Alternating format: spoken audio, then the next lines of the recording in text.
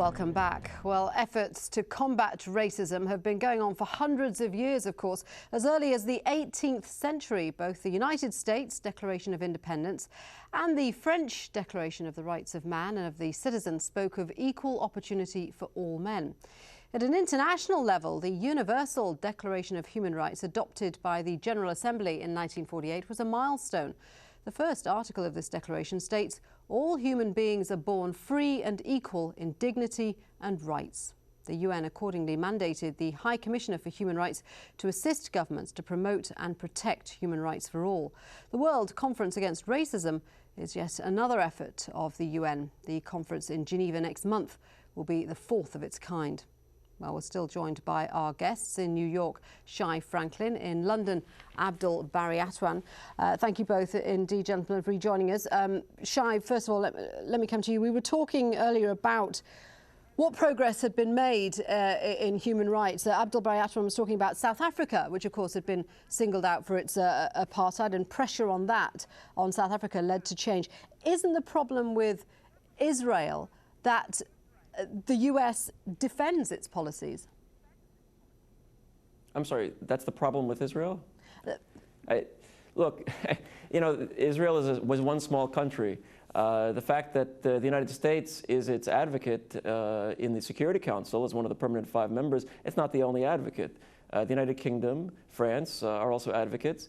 And again, as I said earlier in the show, to suggest that out of, you know, a shock, oh my God, politics has entered into the United Nations, it's a bit late to start noticing that. The Cold War, decolonization, these are trends that go back many years. The Cold War is now over, but a lot of those battle lines are still drawn. The fact is, the United States, Israel, and Western Europe are on one side, and the former Soviet Union, let's say Russia, maybe China, and some of their former satellites around the world are maybe on the other side. A lot of us have tried to move forward. I'm sure that Mr. Atwan has as well, but many governments have not. And when we say governments, I would say at least half the governments in the world are really not governments. They're individuals, personalities, people who run the country. I would call them regimes, and they have not moved on.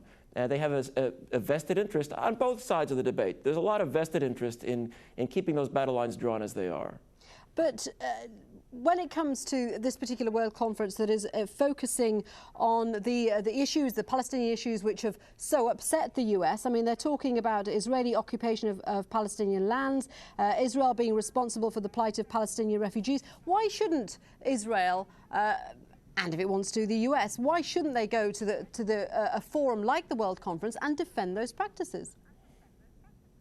Well, there are a few reasons, I think. For one, we have to understand that the United States has a problem, and Europe, the Western Europeans have a problem with the review conference, and it's only a review conference document, not only because of the language relating to Israel, which kind of, again, is really singular. There is no other country that is mentioned that way, and I don't think that racism discriminates by country or government. But number two, there's the issue of slavery reparations. Language goes beyond what was in the original document in 2001. That's a big problem, I think, more for the Europeans than for the United States. Also, then there's the defamation of religion issue, which is being pushed by the Islamic Conference. And again, if they have the votes, it's fair and legitimate for them to try. But as you mentioned, the Universal Declaration of Human Rights, there's a clause near the end of it which states that no human right shall be considered as overpowering or overshadowing any other or bridging any other human right. So the right to freedom of speech is sacrosanct.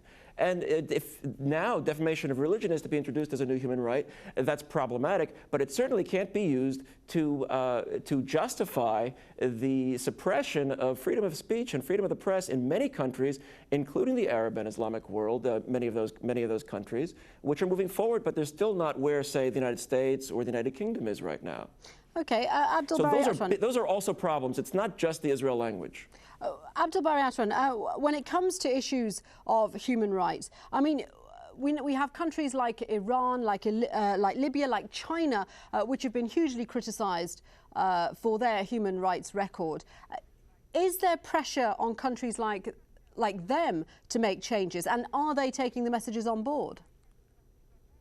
Yes, you know, we have countries in the Middle East which respond to criticism, where by international community, by the media, by United Nations, and they are improving their records. If you look at the human rights record in Iran, in Saudi Arabia, in Libya, you will find it much, much better than it used to be, say, 10 years ago. So it means pressure are actually bearing fruits. So it is good, and we are happy for this. But I would like to remind Mr. Shai that, you know, the American administration committing a lot of violation of human rights. What about Abu Ghraib prison? What about Guantanamo Bay prison? What about this torture which is taking place?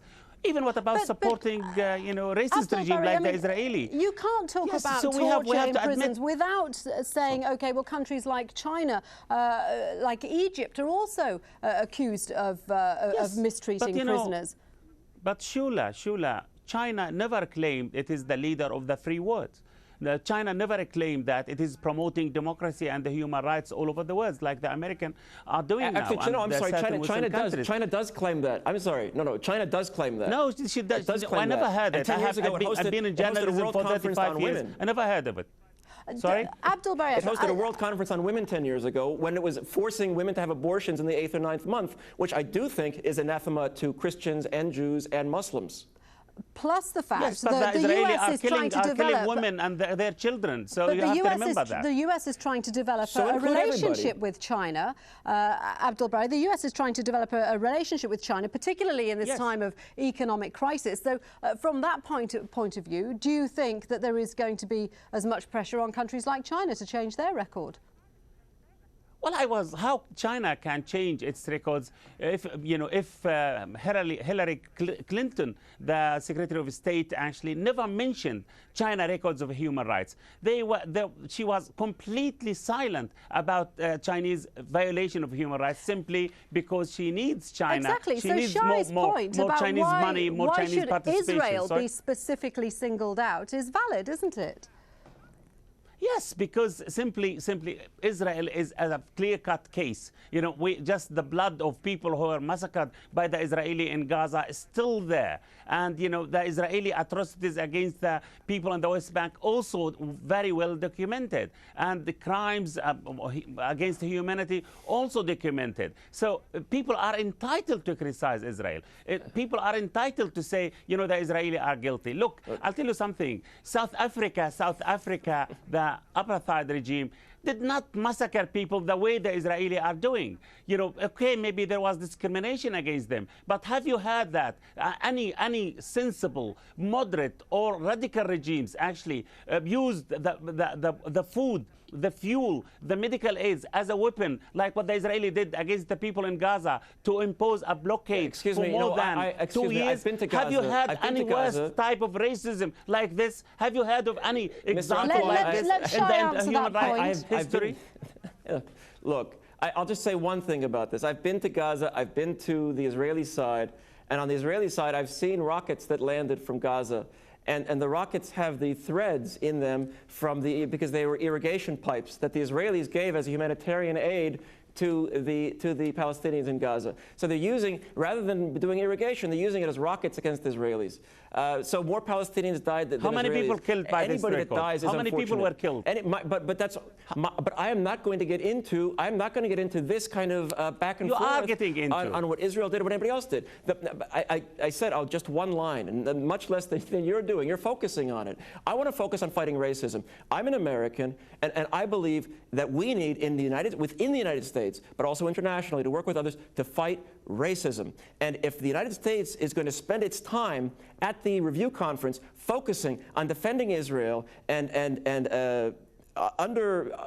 let's say, countering this notion that defamation of religion trumps all other human rights, et cetera, et cetera, et cetera, I think the United States will not be playing a constructive role. So I wouldn't see it so much as boycotting. I would see it as saying, you know what, the United States is going to get boxed in here, and the United States needs to be bigger than that.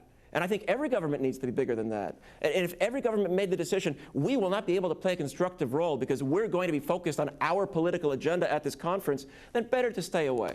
Okay, and that's unfortunate for the fight against racism. We're going to have to leave it there, but thank you very much indeed for a lively debate there in New York, Shai Franklin, and in London, Abdul Bari Atwan. Thank you both very much indeed. And thank you for joining us here on this edition of Inside Story. We welcome your comments and suggestions. Our email is insidestory@aljazeera.net. Until next time, bye-bye.